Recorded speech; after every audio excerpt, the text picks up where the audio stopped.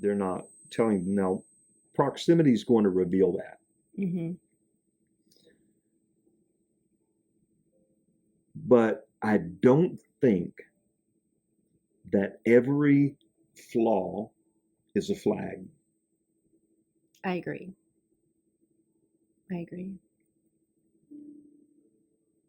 I think the moment we condition our mind to run at the first hint of a red flag, we could be risking losing something that is could be way, way, way more valuable than we could have ever imagined, Mm-hmm. just because we find a few things wrong with it. Or challenging, I would say challenging. Mm. Because oftentimes what we call a red flag, I mean, I could say so many things about this, but just to keep it brief, a lot of times what we consider a red flag is a challenge, right? But it could be like the greatest challenge that makes us grow if we just don't turn away from it. That could be the reason why we're encountering that challenge, that we take out our label maker and label it a red flag, right? It could be a challenge sent on purpose for us to grow through, for us to learn more about our own capacities to love, to trust, to engage, to get close, to be vulnerable, whatever the thing is, right? It just is how you look at it.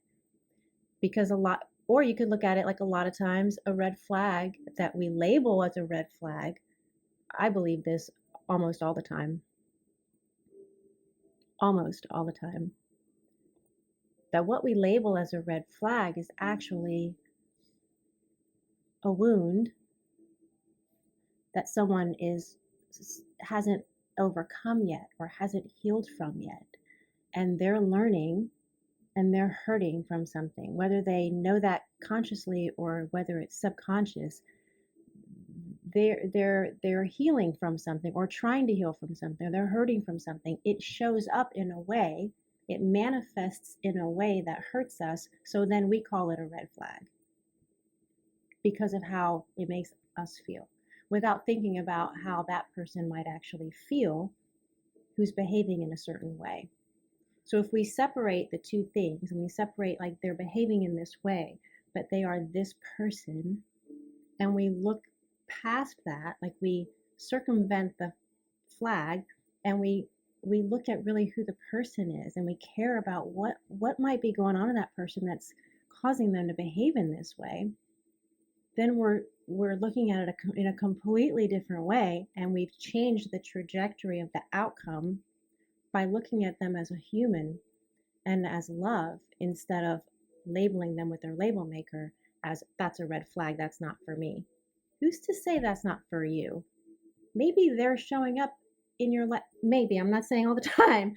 Oftentimes, if we just look at it like that, it opens the door for a connection and proximity and intimacy and all kinds of things, grace and forgiveness and love and who knows what, in whatever capacity it is. It could be an intimate romantic person, it could be a family person, it could be a friendship, it could be a coworker.